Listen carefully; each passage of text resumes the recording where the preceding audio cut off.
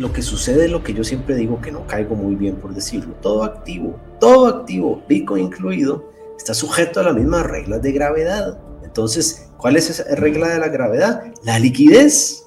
Entonces, si la liquidez se esfuma, se evapora, todos los activos caen. No importa que sea Bitcoin, no importa que sean acciones de Apple, todos van a caer porque todos están sujetos a la misma regla de gravedad. Yo siempre le pregunto a los Bitcoins, ¿estarías dispuesto a mantener esa ideología sabiendo que quedas sin trabajo? Y ahí cambia la cosa, ¿no? A los austríacos yo les digo, sí, genial, la recesión genera limpia. Y cuando queda tu madre sin trabajo, todavía pensarías igual.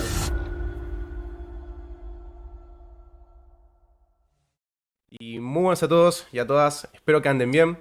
Sean bienvenidos y bienvenidas a la primera entrevista del canal. Y tenemos a alguien muy especial, un invitado que tenía muchas ganas de conversar, Daniel Baeza.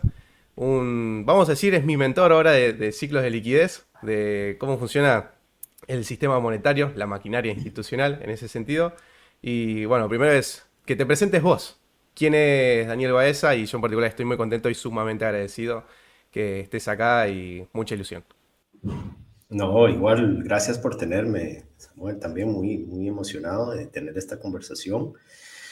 ¿Y quién soy yo? Pues tengo más de 15 años de experiencia en los mercados de capitales, derivados, financiamientos colateralizados, monedas, estructuraciones de crédito. He trabajado para varios bancos a lo largo de mi vida y hoy en día tengo mi propia firma en España y doy servicio de consultoría a bancos en mercados emergentes. Y además tengo muy buenas relaciones con los bancos globales en Nueva York y Londres, con quien me reúno bastante frecuente.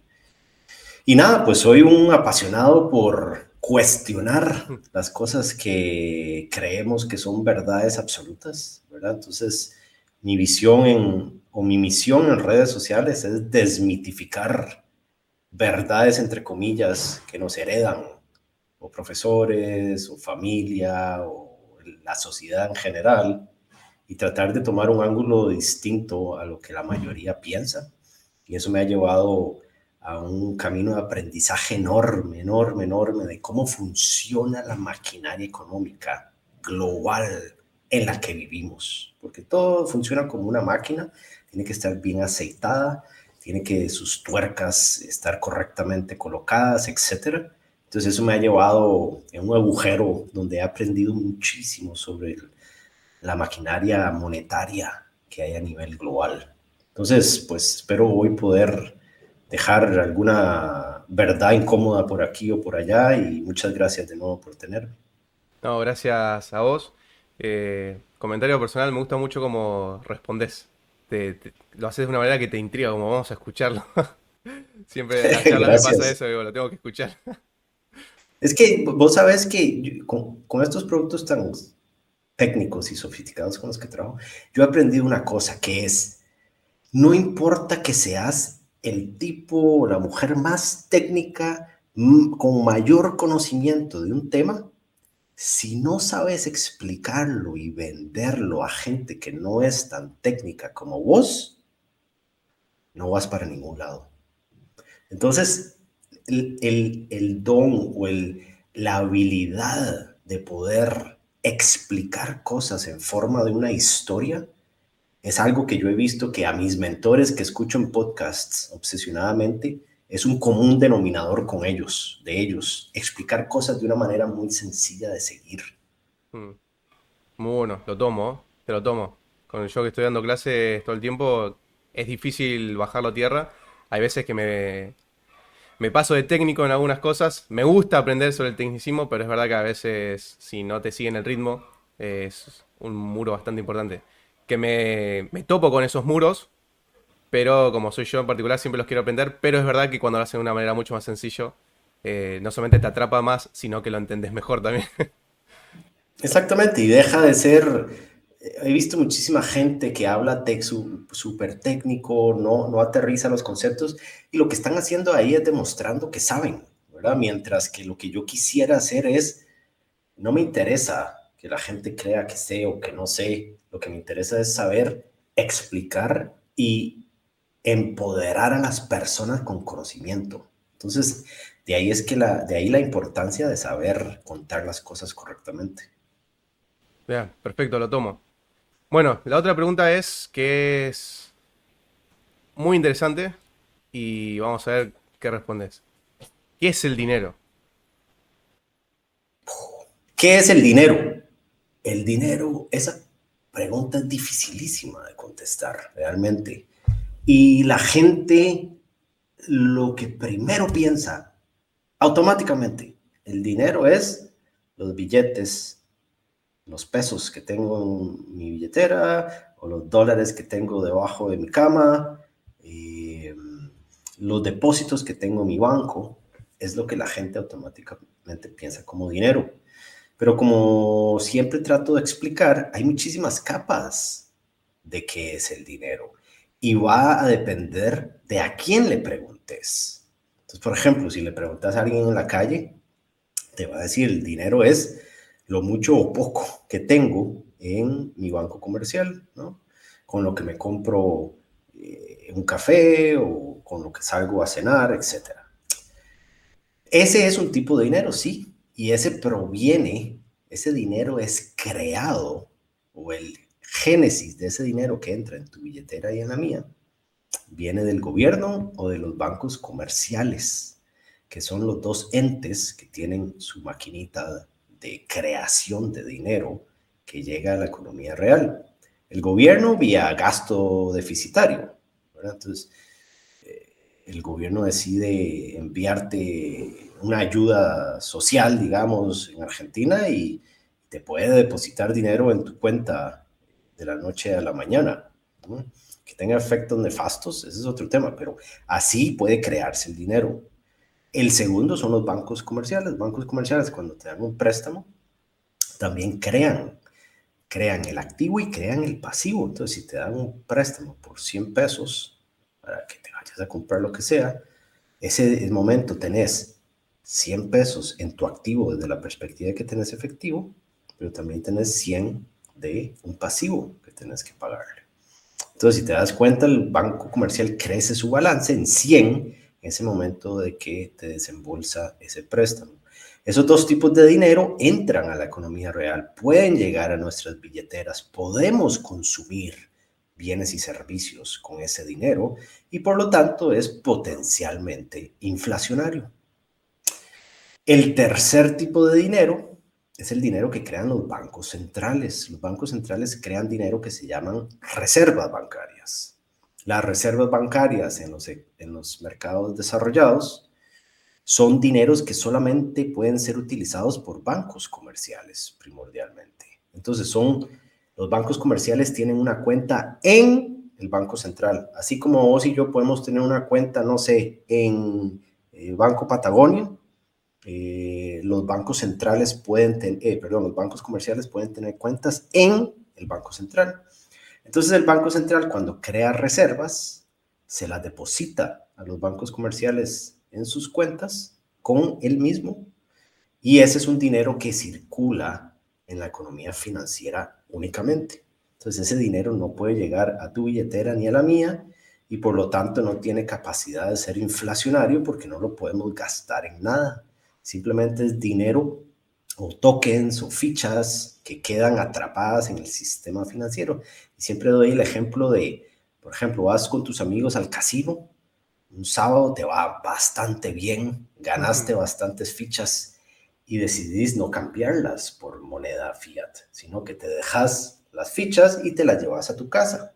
El domingo en la mañana te levantas con hambre, vas a un restaurante, pedís tu desayuno y tratas de pagar con esas fichas. Y el restaurantero te va a decir, ¿verdad? ¿Qué es esto? No te las va a aceptar. Eso es lo mismo con las reservas bancarias. Solo los bancos pueden usarlas y no permean a la economía real. Entonces, esos son los tres grandes rubros de creación de dinero o de tipo de dinero que circulan siempre en una economía real y en el sistema financiero. Tema complejo. Una cosa es Bastante. escucharlo, te lo digo en video, y otra cosa es escucharlo así en voz a voz, como te deja pensando. Y haciendo anclaje a eso, hablando de la liquidez, ¿no?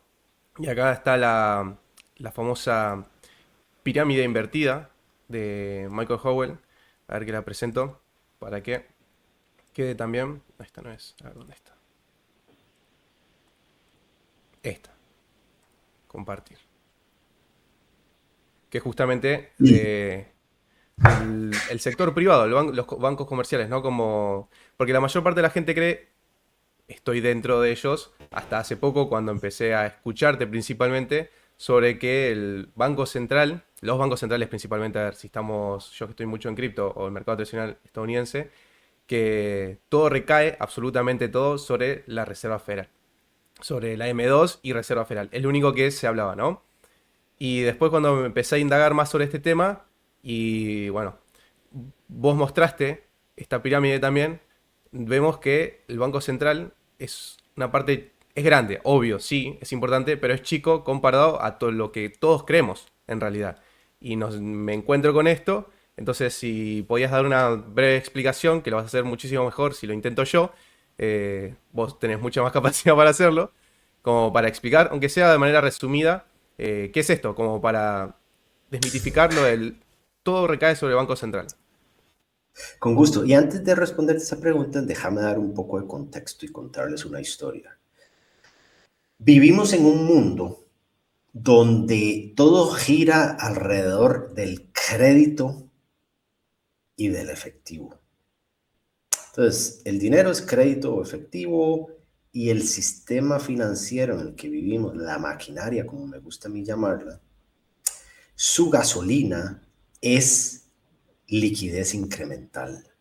Para que esta máquina funcione correctamente y no convulsione, necesita triturar liquidez incremental día a día, a día a día. No importa la liquidez que ya está dentro de la maquinaria, esa ya está usada y descontada.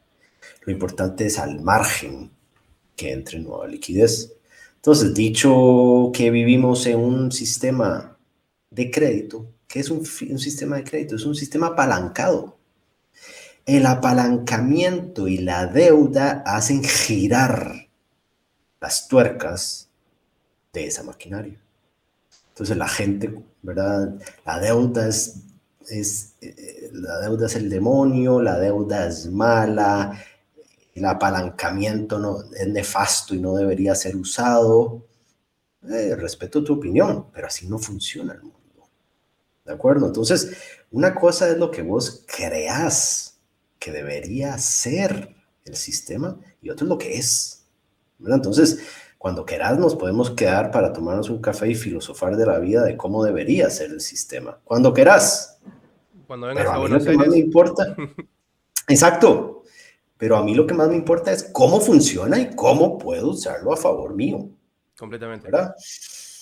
Entonces, habiendo dicho todo esto, este señor Michael Howell lo que muestra es la pirámide de la liquidez. Es esta liquidez que les dije que nutre al sistema para que funcione correctamente y no convulsione.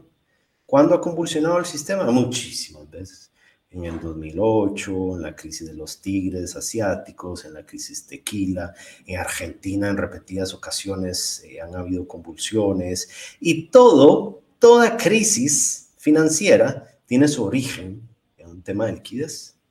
Por eso es que yo digo que no vivimos en un mundo financiero frágil, vivimos en un mundo de financiamiento frágil, que es distinto.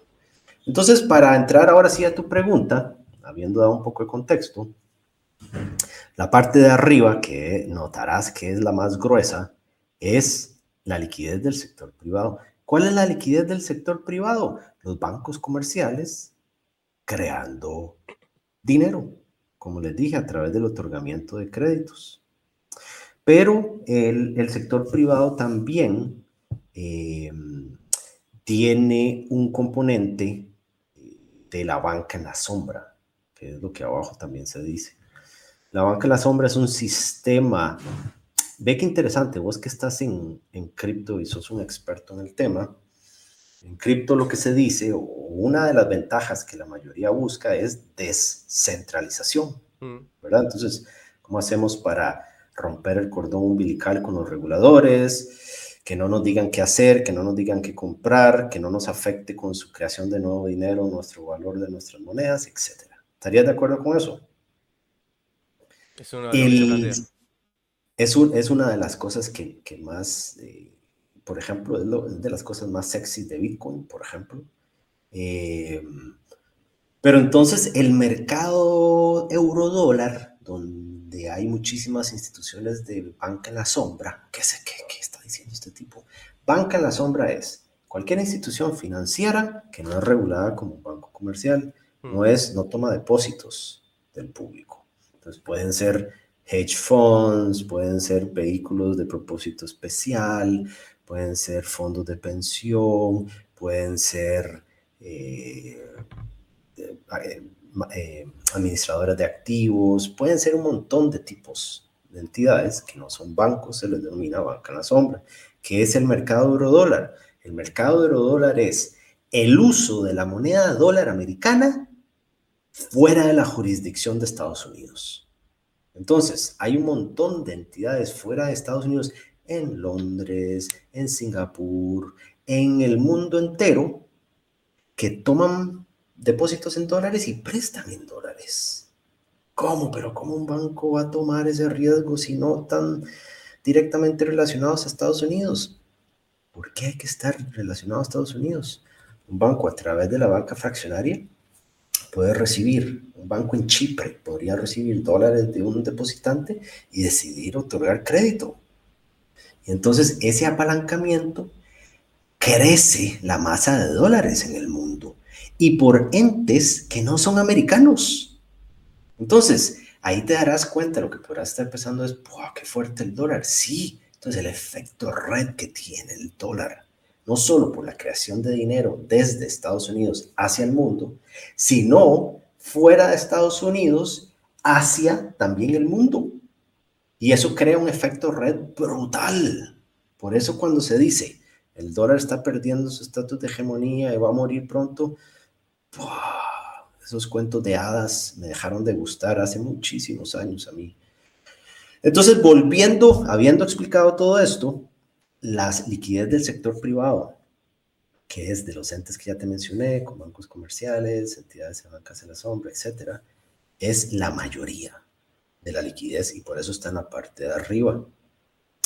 Luego viene el colateral. ¿Qué es colateral? Colateral es cualquier activo financiero que puedas usar para recibir financiamiento. Entonces, por ejemplo, el caso más común que la gente entiende es una hipoteca.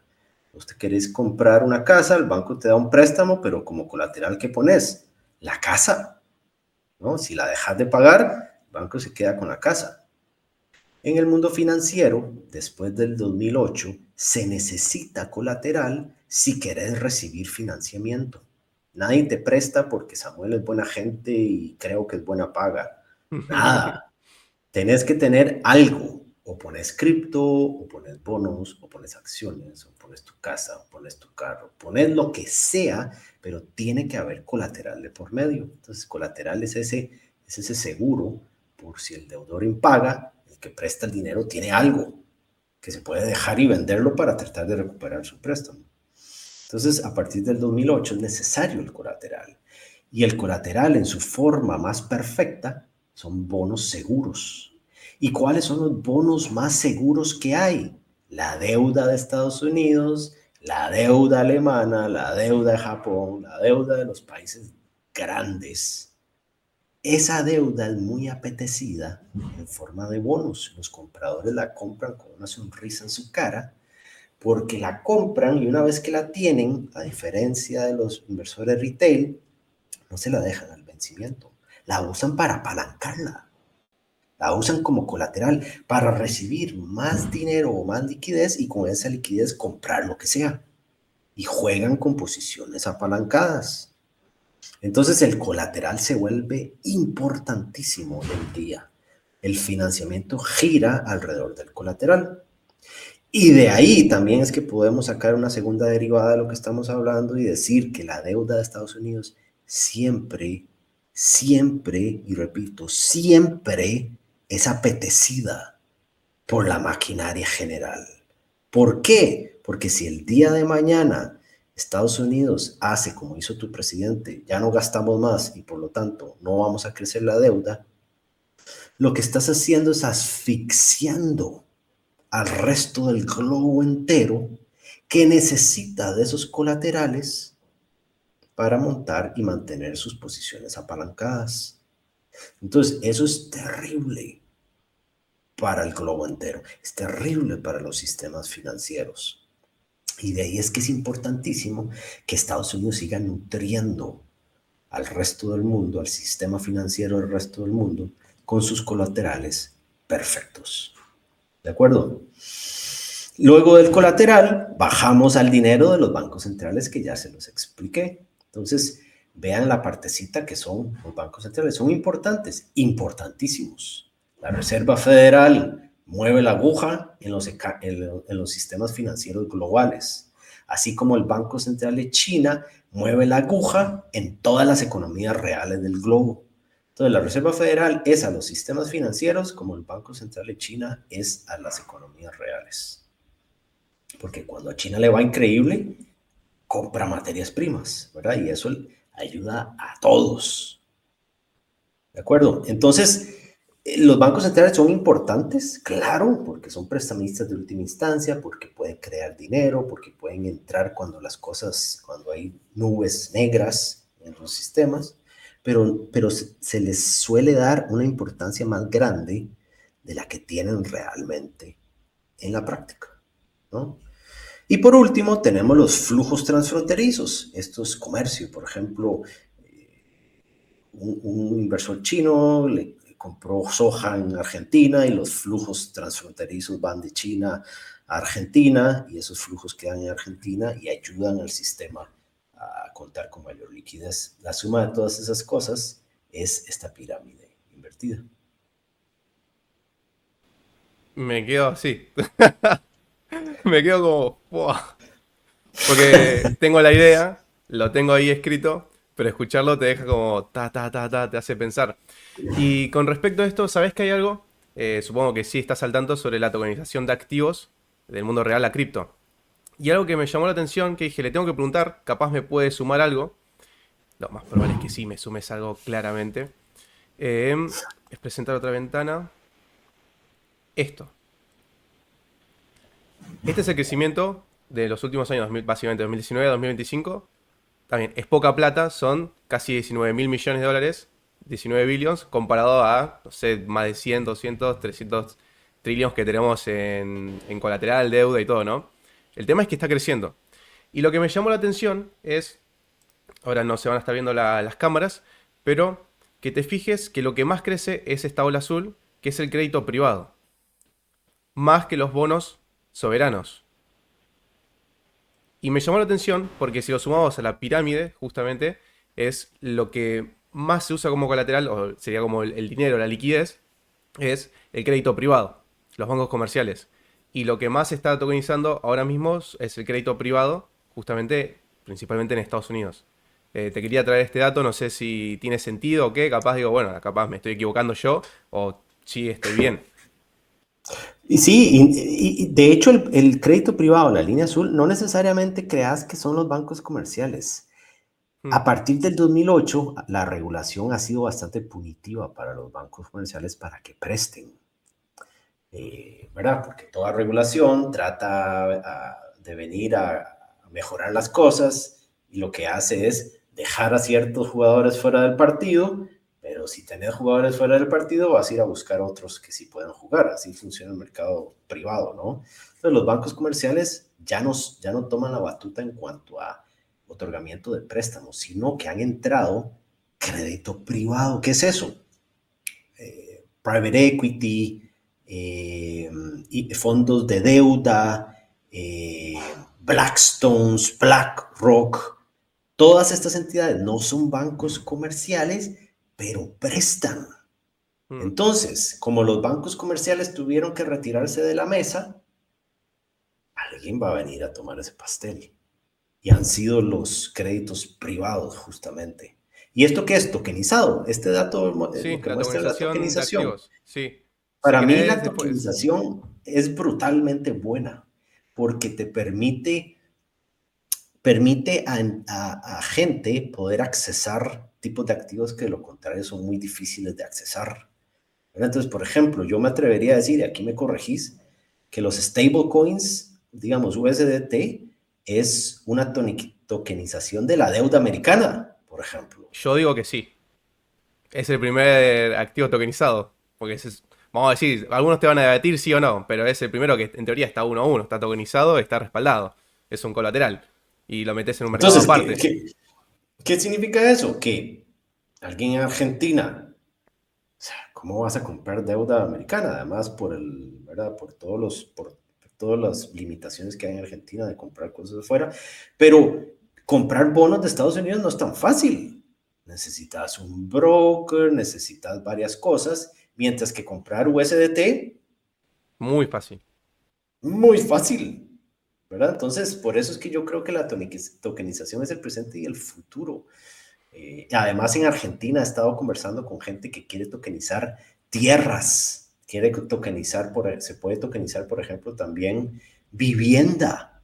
Entonces, ¿verdad? Las opciones son ilimitadas y tienen un gran futuro y ya lo viste en ese gráfico. Sí, es que a nivel de número es muy chico comparado a lo que es el TradFi, pero a ver, estas son instituciones que van a largo plazo, que construyen realmente y tienen toda una reglamentación. No es lo mismo lanzar una meme coin que tokenizar un activo o tokenizar un bien. Entonces lleva su tiempo, pero Exacto. lo llamativo es que está creciendo y cada vez más, inclusive.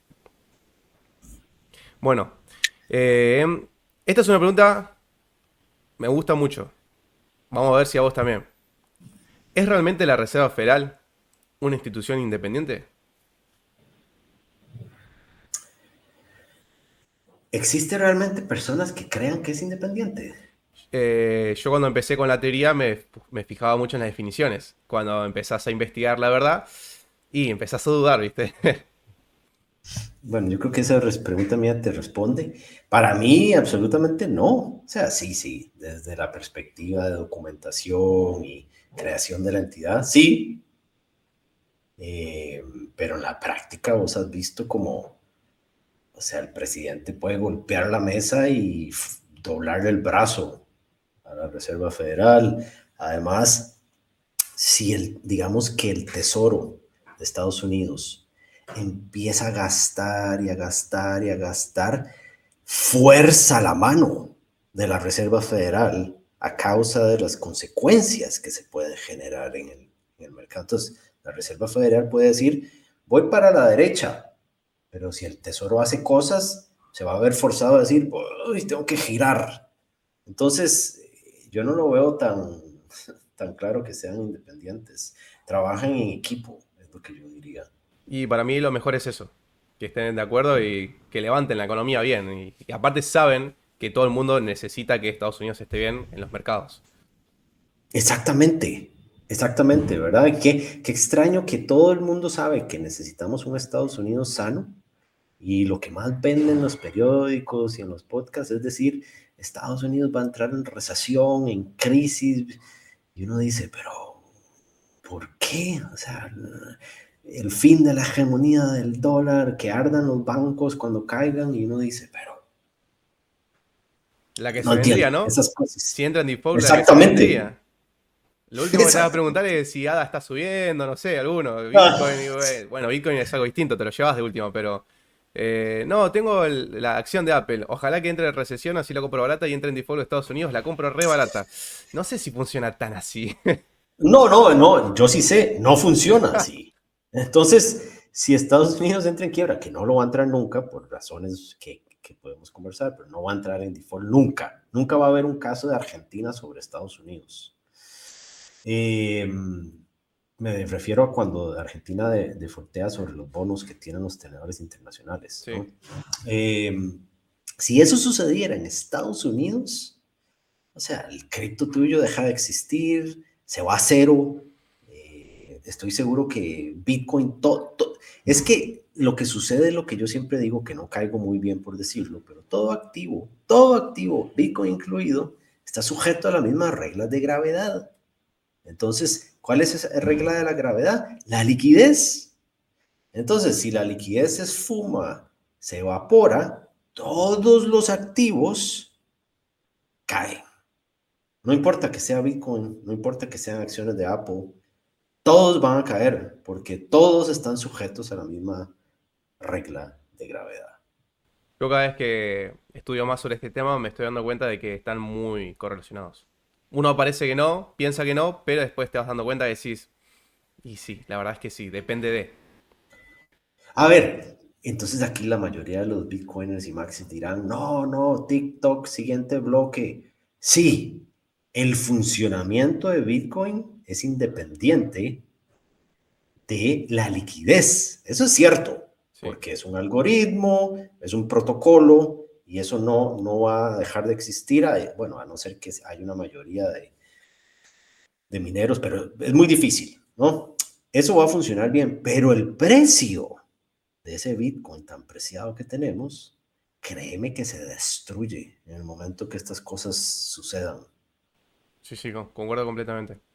Y estamos hablando de crisis, recesión, y viene muy anclado a la siguiente pregunta, que es algo que te escuché a vos y me estoy dando cuenta que se nos está yendo la hora y hay varias preguntas, así que si es por mí yo me quedo 3 horas, pero vos yo sé que estás muy Eso es, ocupado. así sabes que, siempre sabes que es una buena conversación si tenés ese problema de que el tiempo Sí, no alcanza, ¿no? sí, sí. Esto es algo que me sigue dando vueltas aún hoy en día, después de haber estado varios años, y vuelvo y vuelvo. Acá pasó algo distinto. Y lo tengo anotado. La quiebra de los bancos y su rescate es un antes y después, luego de la crisis subprime en 2008. Y le sigo dando vueltas a eso. Eh, yo creo que hay muchos ejemplos históricos a lo largo del tiempo, pre-2008, en Hmm. donde también se salvaron bancos, ¿verdad? La época donde JP Morgan tuvo que entrar a salvar al sistema financiero él solo, y eso fue salvar al sistema. Eh, entonces yo diría que no fue algo específicamente del 2008, pero lo que sí te puedo decir es que, dado que estamos cada vez más viviendo en un mundo altamente financializado, ¿qué significa eso? Un mundo donde vos y yo y todas las personas de la economía real estamos adictos a los precios de los activos, porque la única manera de generar riqueza es a través de la compra de activos financieros y el apalancamiento, ¿verdad? A diferencia de las historias de tus padres, los míos, nuestros abuelos, donde uno se escucha las historias, ¿verdad? Uno está en un asado, tomándose un buen vino, escucha al abuelo decir, yo con mi salario mantenía a mis 8 hijos, a mi esposa, teníamos 3 carros y la casa la pagué en 4 meses. Y uno, pero, ¿Cómo? ¿qué mundo es? ¿Cómo? Quiero eso. ¿Cómo? Yo también quiero eso, si mi salario, que es soltero, sin hijos, viviendo en casa de mis padres, no me alcanza, ¿verdad? Entonces, ¿qué sucede? Que ahora más que nunca la única manera de generar riqueza por parte de las personas es teniendo activos financieros. Pero entonces, esa adicción que tenemos a los activos financieros es un arma de doble filo, porque lo que sucede es que cuando los precios de los activos financieros se destruyen, uno revisa el portafolio de tu cripto, de tus acciones y ves que perdiste la mitad. Ese sentimiento que te invade en ese momento, que te dice, hoy te ibas a ver con tus amigos en el boliche y decís, ya no tengo tanto dinero, mejor no voy a ir. No, chicos, yo paso hoy mejor. Es algo natural, porque entonces la financialización mueve el patrón de consumo de la economía real. La famosa Es sensación lo, de riqueza. exactamente, Hmm. el efecto riqueza. Entonces, todo esto, ¿por qué Daniel está divagando sobre estos temas? Para contestar tu pregunta. Entonces, cuando los bancos comerciales entran en problemas y estallan, los austríacos dirían, déjenlos quemarse, los bitcoin maximalistas dirían que ardan todos y el siguiente también, ¿verdad? Pero la realidad es que si eso sucede, te traes abajo el flujo sanguíneo de la economía real, que es el crédito. Y si te traes abajo eso, vas a golpear a las personas, a los hogares, los activos financieros se van a destruir, entonces doble golpe sobre la economía real. Y eso va a llevar a una recesión brutal en el país en que estás. Entonces el Banco Central tiene dos opciones. O se queda viendo cómo arde la casa entera, o llama a los bomberos a que echen liquidez a la casa, ¿no? Entonces, ¿por qué creo yo que los bancos centrales siempre van a proteger el sistema? Porque tiene un efecto dominó sobre todos nosotros, ¿verdad? Si esos bancos arden, como la mayoría de los maximalistas dicen, y lo celebran, puede ser que eso se dio un viernes y el lunes llegues a tu empresa donde trabajas y donde tenés tu salario y esa empresa ya no va a existir porque dependía de los préstamos que el sector bancario le diera. Entonces yo siempre le pregunto a los Bitcoin, ¿estarías dispuesto a mantener esa ideología sabiendo que quedas sin trabajo? Y ahí cambia la cosa, ¿no? A los austríacos yo les digo, sí, genial, la recesión genera limpia. Y cuando queda tu madre sin trabajo, todavía pensarías igual. Entonces, esas son las cosas que, lo que dijo Mike Tyson, ¿verdad? Todos tenemos un plan hasta que nos golpean en la boca. Eh, entonces, por eso te digo que no creo que sea algo especial del 2008 que se rescataron bancos. Lo vamos a ver recurrentemente, especialmente si son bancos sistémicamente Mm. importantes para la economía. Pero una cosa es rescatar a un banco de 5 empleados a otro que sea un banco de 1 millón de empleados, ¿verdad? Creo que se temía eso en marzo de 2023, con la famosa crisis bancaria regional, que no fue una crisis como tal, pero intervinieron para que no sea un efecto dominó. Exactamente. Mm. Es que tienen que entrar, dada lo que te comenté de nuestra adicción a los activos financieros, la tolerancia a los bancos centrales deja de ser tan alta como alguna vez lo fue, y no es casualidad que si te das cuenta, yo subí un post en Twitter sobre esto, de que la duración de las recesiones que han habido a lo largo del tiempo cada vez se van acortando más y más y más y más y más y más. Y uno diría, ¿qué casualidad? No, no hay casualidades. Es por esta adicción que tenemos que hace que los bancos centrales estén condenados a crear liquidez incremental para asegurarse que el próximo ciclo económico se lubrique. Perfecto, perfecto, me encantó, me gustó mucho. Tenía una pregunta difícil, que son varios temas. Vamos a ver si nos da el tiempo, lo podemos acelerar un poco. ¿Qué es? Porque está todo junto. Tiene que ver algo con la Reserva Federal y todo, porque es Fed, QES, QTES, TGA e inyección en el sistema, ¿no? Va todo de la mano. Está todo de la mano. Entonces, un pequeño resumen. Ya estuviste hablando algo sobre la TGA, sobre la cuenta, eh, sobre la Reserva Federal, pero sí hay que hacer mezclarlo todo y hacerlo relativamente sencillo y rápido. ¿Cómo lo harías vos? Ok, entonces esto es como decir, quiero que metas un gol olímpico, pero desde media cancha. Lo podés intentar. Si Lo puedo sale, intentar. si sale. Exactamente. No, no, pero intentémoslo.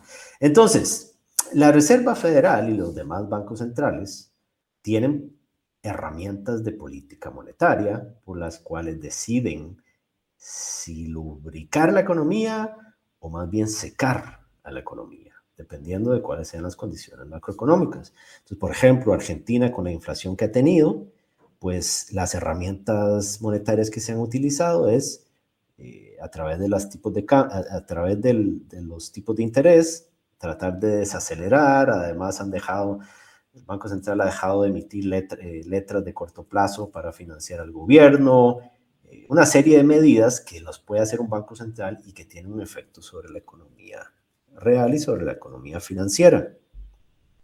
Entonces, la Reserva Federal y los demás bancos centrales no son la excepción. Tienen dos herramientas, que a mí me gusta resumirlo de esta manera para que sea más fácil. Un banco central tiene dos herramientas.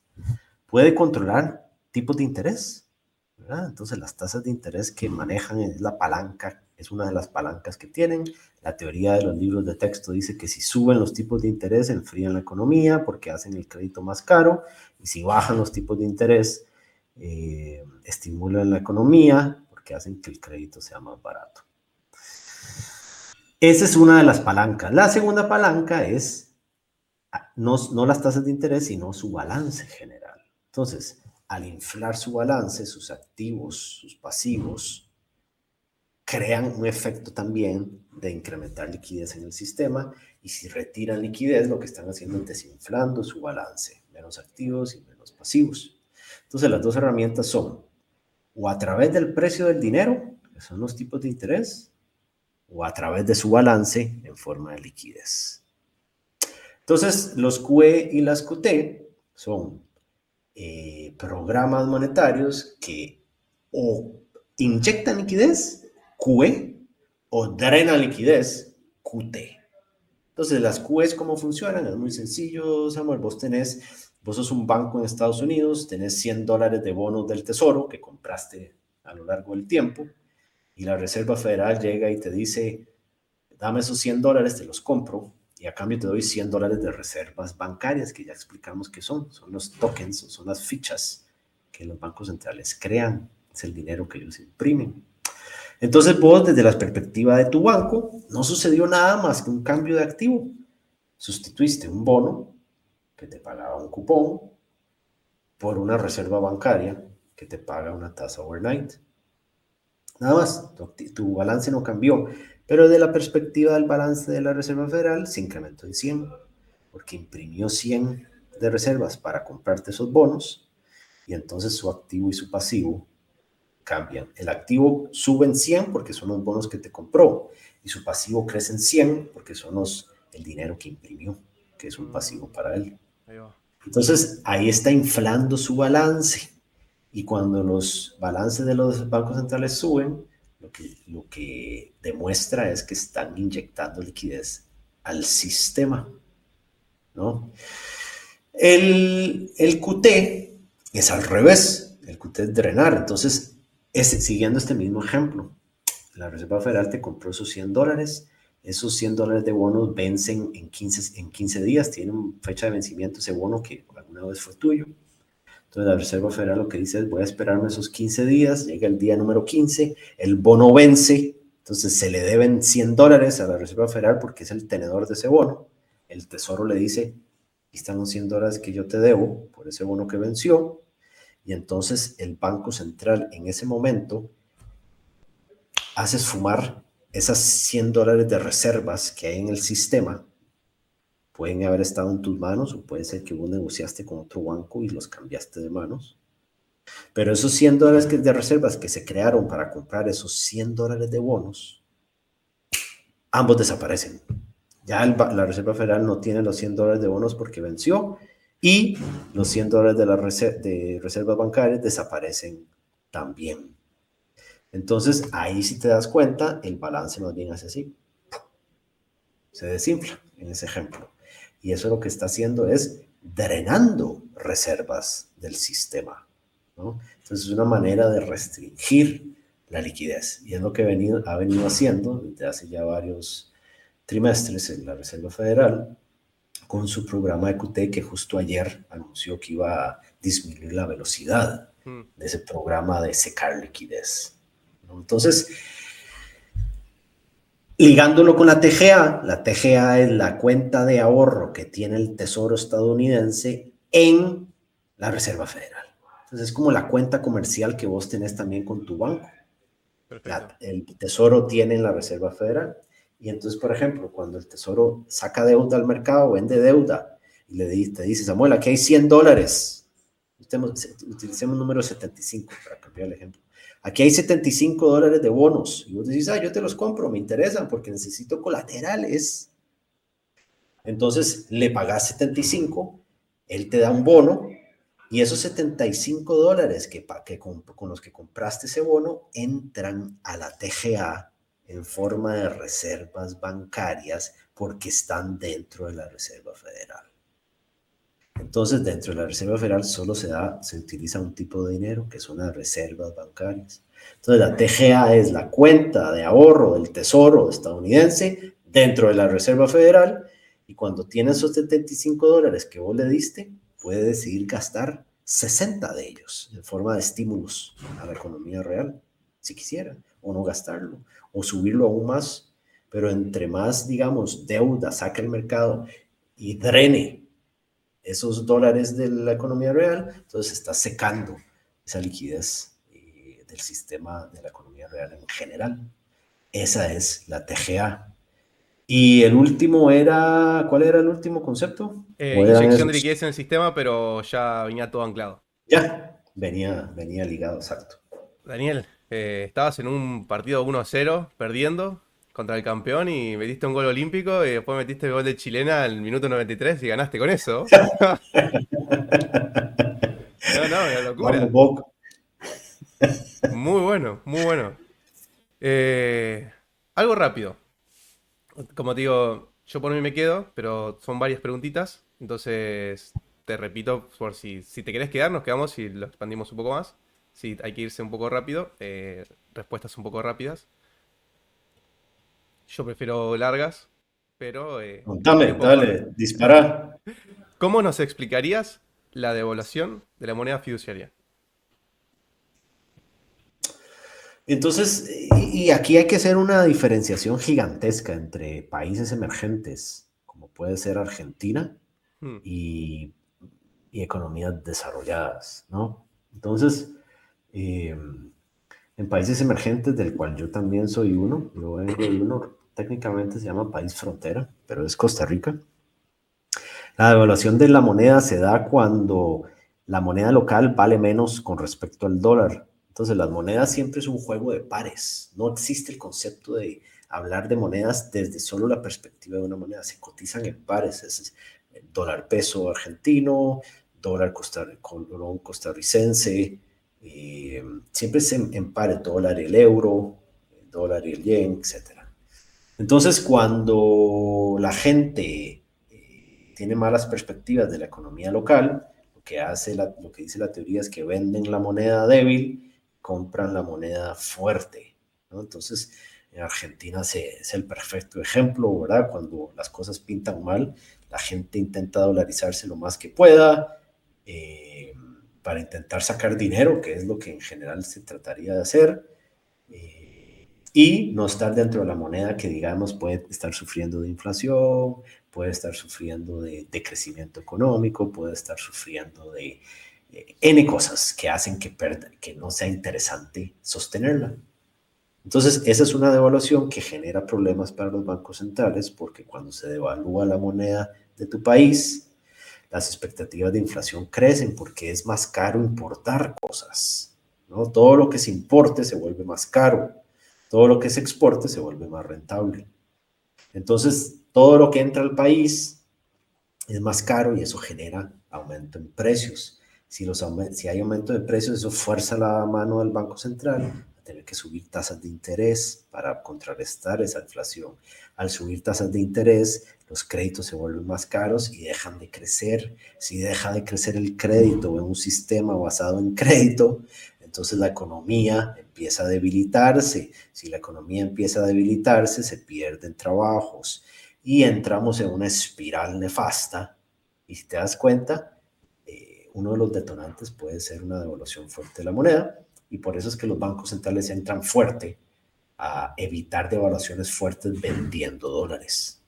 El problema se da en que los dólares que tiene un banco central foráneo, que no es de Estados Unidos, son limitados. Entonces vos solo puedes defender la moneda hasta cierto punto. A partir de ahí, que pase lo que tenga que pasar, ¿verdad? Eh, en Estados Unidos y por ejemplo, Estados Unidos específicamente, la moneda se mide con respecto a otras monedas. Por ejemplo, el índice de XY es un índice que mide el dólar contra 7 monedas, si no me equivoco. Y entonces ahí da una temperatura de qué tan fuerte o débil está el dólar. Para todas las economías fuera de Estados Unidos, la Argentina, la costarricense, todos los demás, un dólar fuerte es kriptonita para nuestras economías. porque significa una moneda débil, y ya vimos lo que significa una moneda débil desde la perspectiva de la economía local. Entonces hemos visto un dólar fuerte durante ya varios meses, y esa es una de las herramientas más fuertes que tiene Trump cuando se sienta a negociar con demás países. ¡Buah! Eso es un lazo en el cuello que él puede poner con quien esté negociando y le va a decir: ¿querés que devalúe mi moneda? Por supuesto que quiero que devalúes tu moneda para que mi moneda se aprecie y yo no esté forzado a estar defendiendo el tipo de cambio constantemente. Entonces es un as bajo la manga que tiene Trump bastante fuerte. Pero entonces ahí es donde se mide si el dólar se está fortaleciendo o devaluando, y está muy ligado a lo que esté haciendo la Reserva Federal o el Tesoro en sus políticas o fiscales o monetarias. Tienen efectos sobre la moneda, que tiende a ser la válvula de escape para los inversores de emitir su voto si están a favor o en contra de estas políticas. Me dejaste sin palabras con la definición. Increíble. Muy bueno. Estoy aprendiendo muchísimo en una clase particular, una cosa así. Mira, te voy a hacer otra Qué bueno, me pregunta alegro. parecida al principio, pero con otro activo. Para Daniel Baeza, ¿qué es Bitcoin? Eh, Bitcoin es una cobertura ante la inflación monetaria para mí. Mm, Entonces, ¿qué significa todo eso? Porque suena muy sofisticado y a nadie le interesa aprender términos sofisticados sin saber qué son. La inflación monetaria es cuando los bancos centrales crean dinero, que ya vimos, ya entendimos cómo funciona, y inevitablemente lleva a un incremento en los precios de los activos financieros.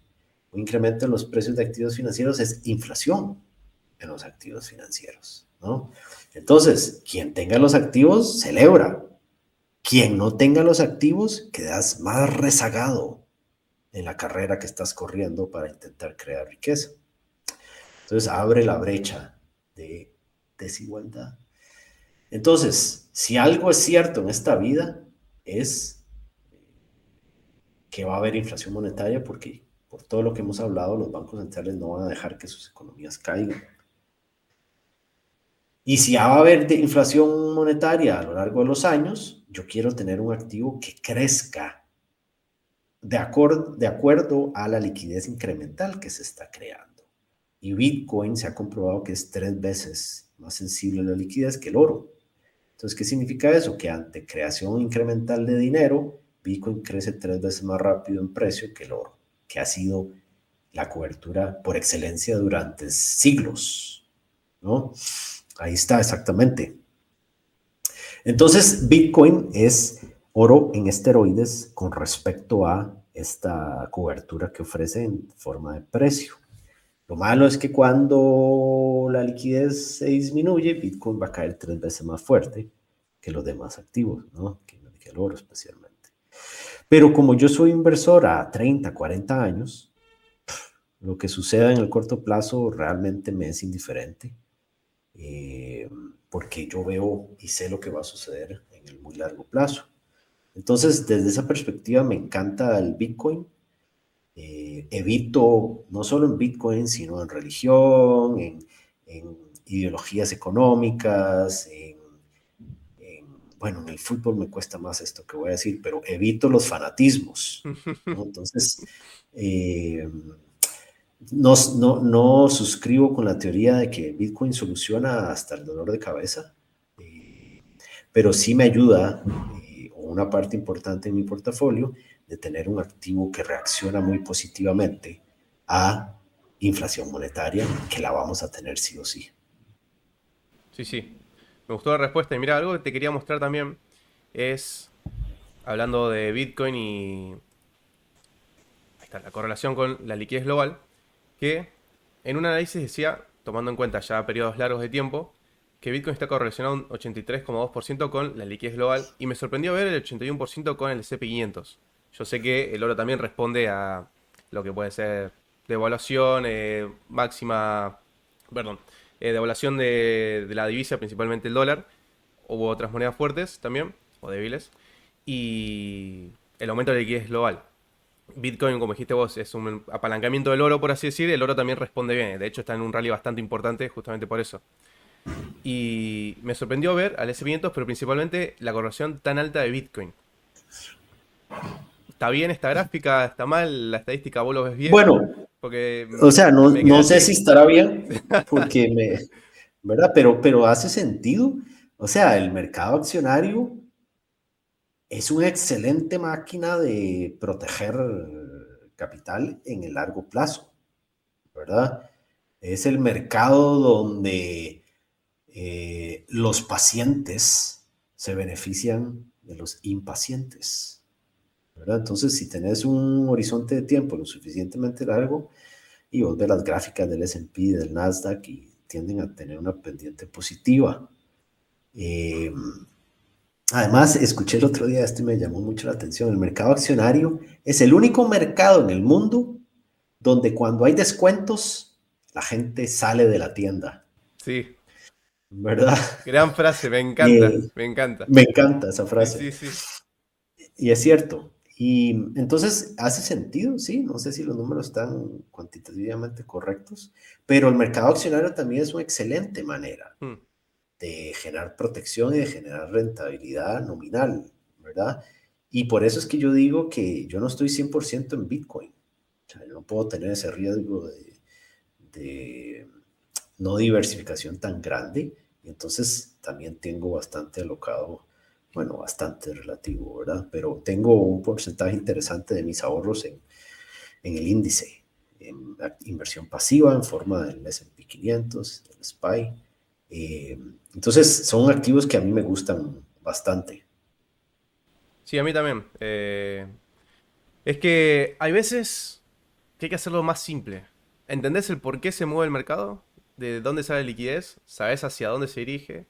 Y teniendo una visión de largo plazo, te quedas más tranquilo. Yo en particular intenté, por ejemplo, moverme al mercado cripto, moverme con estas narrativas. Sale la gente de inteligencia artificial, que después sale el meme con inteligencia artificial y después vienen los de inteligencia artificial, no son los agentes, solo son los protocolos de inteligencia artificial. Y después vienen de nuevo las Layer One. Y personalmente en un momento, no hace mucho, te digo que me cansé de estar persiguiendo, ¿viste? Toda la narrativa, porque la mayoría de las cosas mueren, es verdad.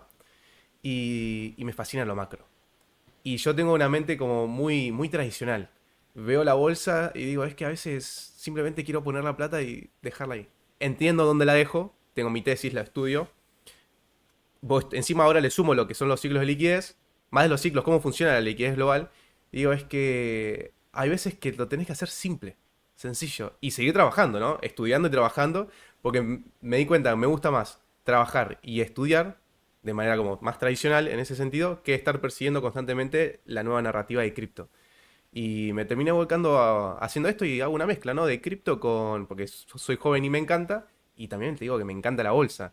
Además, si es por mí, decís, toma, Samu, te doy $1 millón y me meto y me pongo a investigar cómo es el mercado europeo, el japonés, el asiático, el argentino, y voy metiendo por todos lados porque me fascina el mercado en sí. ¿Entendés? Pero como ahora no puedo, Lo primero que tendrías que entender es cómo sacar esos $1 millones de y Argentina, sí, está ¿verdad? complicado, ¿no? Está complicado, pero en ese sentido sí. O lo puedo hacer más simple, digo, bueno, Bitcoin, oro, SP500 y ya está. Y Sí, sí, hago otra vida.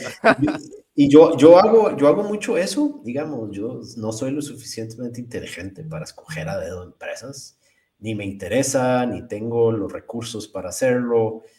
Entonces me indexo, compro cripto y Bitcoin especialmente y duermo tranquilo, ¿verdad? Y Creo que es no eso tantos también. días, ¿verdad? Dormir Pero tranquilo. esa, esa es mi estrategia. Y además estaba leyendo, justo hoy escuché un podcast, yo soy adicto a los podcasts. Escucho como, ¿qué puedo escuchar? Unos 10 podcasts a la semana. Bastante, Y bastante. sí, y le escuchaba a uno que decían que en los índices accionarios, en las bolsas accionarias, en la renta variable, el 75% de los gestores activos no baten ¿El el setenta y S&P. cinco 75. Número alto. Altísimo. Entonces, ahí es donde yo digo, o sea, en Twitter tengo dicha de que la gente que está en mi Twitter, por alguna razón, son el 25% que siempre baten al S&P, ¿verdad? Entonces, es una casualidad enorme que tengo seguir a tanta gente con 30 seguidores que baten al índice cuando hedge funds en Nueva York no lo logran. Entonces, es sarcasmo por aquello. Pero lo que te quería decir es, como es tan difícil batirlo, ¿para qué le voy a dar mi dinero a alguien que lo escoja a dedo y falle? ¿Verdad? Sí, sí. Mejor abro un app, compro el índice y se acabó. ¿Y vas haciendo aportaciones? Exacto. El DCA, ¿verdad? Famoso. Sí, sí, completamente. Y con respecto, justamente estábamos hablando, ¿qué estamos? Marzo, estamos terminando el primer trimestre. 2025 y ya son casi el final prácticamente. ¿Es esta la imagen? Esta. Que lo estaba escuchando en la última charla que vi de Michael Howell y le hacían una pregunta y es difícil. Es difícil. Pero siempre está la atención, ¿no? También sirve como el video, el título y todo. Pero preguntándote genuinamente. Si tomamos en cuenta los ciclos, más o menos, no van a ser exactos, ¿sería este 2025 los últimos meses del último impulso del ciclo alcista, de ciclos de liquidez? Sí, sí, sí, y no es casualidad, porque la liquidez no tiene que frenar, ¿verdad? La música, como en la película The Big Short, no tiene que dejar de sonar. Si deja de sonar, es un apocalipsis. Pero si la música todavía suena, pero suena más lento, entonces los mercados se van ajustando. Entonces no es casualidad que uno vea que los índices accionarios corrigiendo, cripto corrigiendo, bonos más bien positivos ante la incertidumbre. Entonces no es casualidad y además ves este gráfico y decís, estamos en el ciclo donde la velocidad del salto que diste, ya estás llegando al punto más alto que saltaste y luego va a venir la caída, ¿verdad? Entonces tampoco es casualidad que uno vea a los reguladores en Estados Unidos pensando en nuevas formas de incentivar liquidez adicional, dejar comprar a los bancos comerciales más bonos, recompra de bonos por parte del Tesoro, el Mar-a-Lago, el acuerdo Mar-a-Lago de Trump, etcétera, etcétera, etcétera. No es casualidad y creo que es porque la liquidez se está estrechando y cuando la liquidez se estrecha en una maquinaria que necesita liquidez para operar correctamente, tenemos convulsiones. Sí, sí.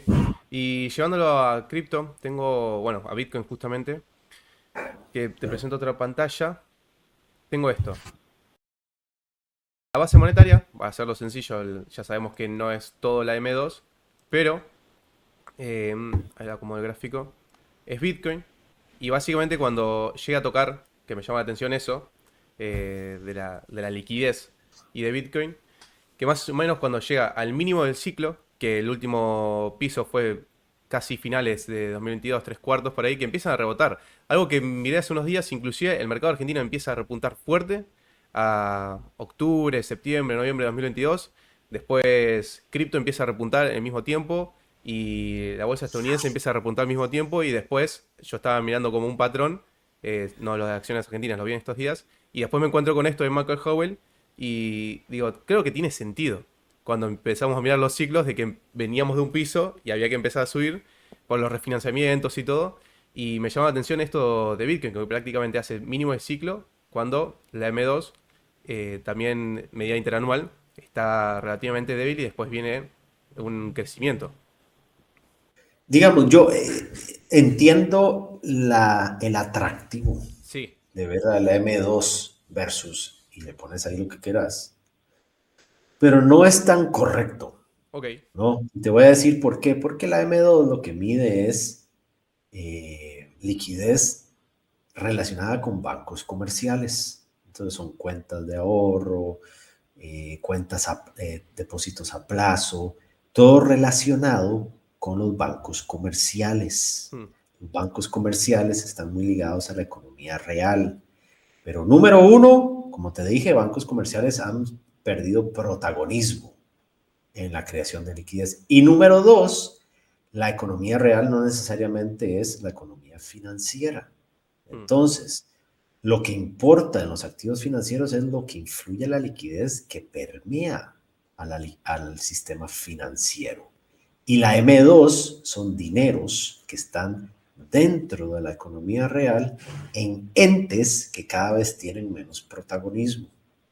Entonces, es una manera, entiendo por qué se usa, porque la M2 la sacas de cualquier sitio web, le metes cualquier activo y se va a ver interesante la correlación, pero es bastante pobre esa correlación, dado que esa liquidez es un punto pequeñito dentro de todo el globo de liquidez y de actores que generan liquidez. Perfecto. Tenía ganas de preguntarte esto y presentarte el gráfico porque es algo que yo claramente tomaba muy en cuenta, hasta no hace mucho, hasta encontrarme con esta nueva teoría y digo, lo tengo que plantear para ver qué opinión tiene él, porque es algo que se usa mucho realmente. Es una manera de simplificar y es fácil de entender. Sí, sí. A la gente le encantan las recetas uningredientes, ¿verdad? Sí, Es facilísimo de entender, es facilísimo de monitorear y es facilísimo de tratar de buscar explicaciones. Pero la realidad es que la vida es mucho más compleja que un solo ingrediente, ¿verdad? Pero entiendo, por eso te digo que entiendo por qué el abuso, no solo el uso, sino el abuso de utilizar la M2. sí, sí. Bueno, prácticamente ya llegamos al final. Antes de terminar, quería decirte que personalmente en una charla que escuché tuya decías que hubo un tiempo en el que aceptaste trabajos mal pagos, como todo uno se tiene que ir haciendo poco a poco, ¿no? Y no había otra opción que seguir hacia adelante. Sabías que podías hacer algo distinto y que a largo plazo realmente ibas a conseguirlo. Obvio, todo el mundo puede tener dudas, pero de ahí queda el no desistir, ¿no? Si te dan golpes, y bueno, hay que bancársela y seguir adelante. Y te digo que esas palabras me llegaron realmente al corazón porque en ese momento me estaba sintiendo así y me diste fuerzas sin siquiera saberlo y quería decírtelo ahora que tengo la oportunidad. Y te digo que 2 semanas y media después, 3 como mucho, acá estamos, conversando sobre el sistema financiero, los mercados y te lo quería decir realmente de corazón. Fue un empujón que necesitaba simplemente por escucharte y me ayudaste mucho. Gracias por compartir esa historia, porque muchas veces las conversaciones que grabo, las cosas que publico, no sé a dónde llegan, ¿verdad? Entonces escuchar esto es muy motivante y para los que están escuchando, ánimo. O sea, yo he pasado, yo creo que todos pasamos por esos valles oscuros, eh, pero lo que sí les puedo decir ya a la edad que tengo, que es bastante más que vos, es que dado que todos vamos a pasar por eso, porque nadie se salva de eso, son los valientes o las valientes las que sobresalen y las que llegan a puntos muy altos porque se atreven y se arriesgan a tomar decisiones. Entonces, toda la vida es una decisión. Estás a una decisión de distancia de lograr lo que estás pensando hacer, pero tenés que tomarla. Y entonces escuchar esas palabras tuyas me anima muchísimo porque sí, me acuerdo, ahora que lo decís, me acuerdo como si fuera ayer, tener que tomar un laburo terrible, con la esperanza y el trabajo que le estaba poniendo a buscar algo que yo sabía que iba a salir, que era lo que sí quería, ¿no? Entonces, esa valentía y esa tenacidad de no dejarse morir es lo que hace sacar adelante a las personas realmente. Perfecto. Me gustan las palabras finales y lo quería anclar también a lo último de todos. Es, ¿qué recomendación harías o qué consejo darías? Pero ya está, olvídate de mercado financiero, de activos. No, fíjense Bitcoin, me da igual. Lo que más valor le da hoy a un consejo de vida, ¿no? ¿Qué dirías a la gente que nos está escuchando? Qué buena pregunta. Y Pensá. mi respuesta es, yo creo que son dos cosas. Hmm, Y son consejos, los únicos consejos que te puedo dar son las cosas que yo he vivido, ¿verdad? Número uno, no conformarte. Entonces, yo siempre he tenido como unas ganas de poder alcanzar más, poder alcanzar más. Aunque venga de un país pequeño, yo sé que puedo, pero eso conlleva muchísimo trabajo. Yo no sé si vos has visto una película, se llama Gattaca, es muy vieja, Mm, pero te la recomiendo. la voy a ver. Consiste en que el actor principal y su hermano era genéticamente modificado, entonces era un humano, era increíble, todo lo lograba, físicamente era bastante fuerte y el hermano no. Y el hermano quería poder demostrar que él sí, que era igual a su hermano, aunque no fuera genéticamente modificado y por lo tanto fuera débil. Y hay una escena donde los dos hermanos en la noche, el que no es genéticamente modificado le dice, nademos en el mar y lleguemos al punto más lejano y devolvámonos. Y el primero que llegue es el ganador. Y yo sé que te voy a ganar. Y el hermano me dijo, es imposible, yo estoy genéticamente modificado. Salen a nadar totalmente oscuro. Y llega un punto donde el que está modificado dice, ya no puedo nadar más, estamos demasiado lejos, no veo la orilla.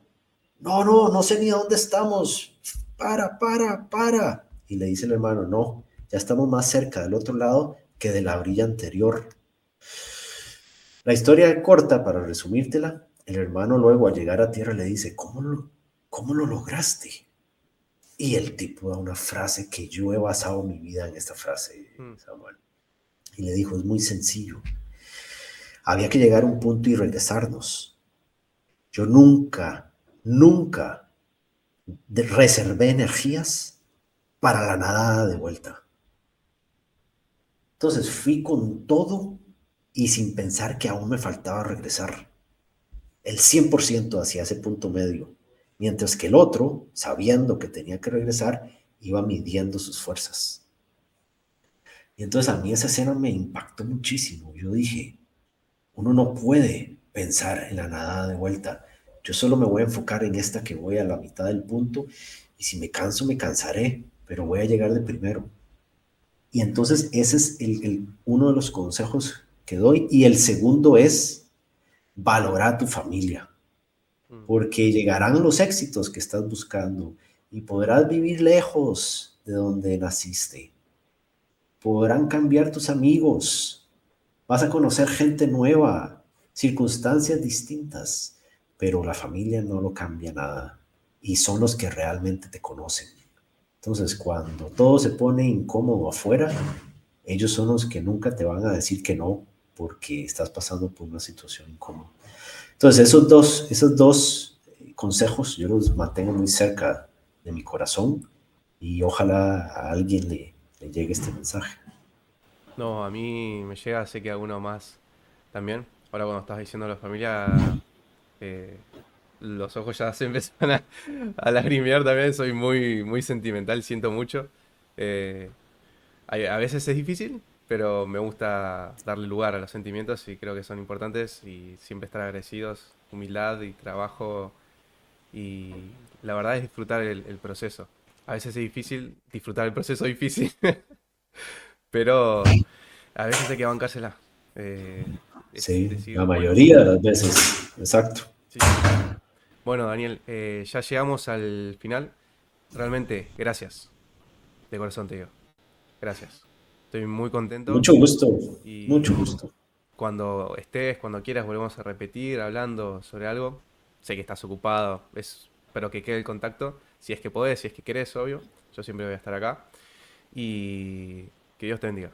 Vos, tu familia, el Gracias. trabajo. No sé no sé cómo decirte exactamente lo agradecido que estoy y lo contento que estoy. Te lo digo de corazón. Y te deseo lo mejor. Bendiciones. También felicidades por todo el esfuerzo. Gracias por el empujón sin saberlo siquiera. Y bueno, repito que Dios te bendiga, a vos, tu familia y tu trabajo. Y a disfrutar de todo lo Muchas que vas a hacer también. gracias. Gracias por esas palabras, Samuel, y muy contento de haber conversado con vos. Cuando esté en Buenos Aires, que te dije que voy de trabajo bastante, te voy a avisar para tomarnos un café. Yo más Eh, que contento, obvio. Te digo que sí, cancelo todo. sí, claro, con gusto, y que ojalá esta conversación sea de provecho para el crecimiento de tu canal y para la audiencia en general. Está bien. Bueno, ya no te quito más tiempo, ya también dejo de grabar todo. Que andes bien, que tengas un buen viernes, un gran fin de semana. Y nada más, simplemente ya está, la charla hecha. Chao, nos Pura vida. vemos.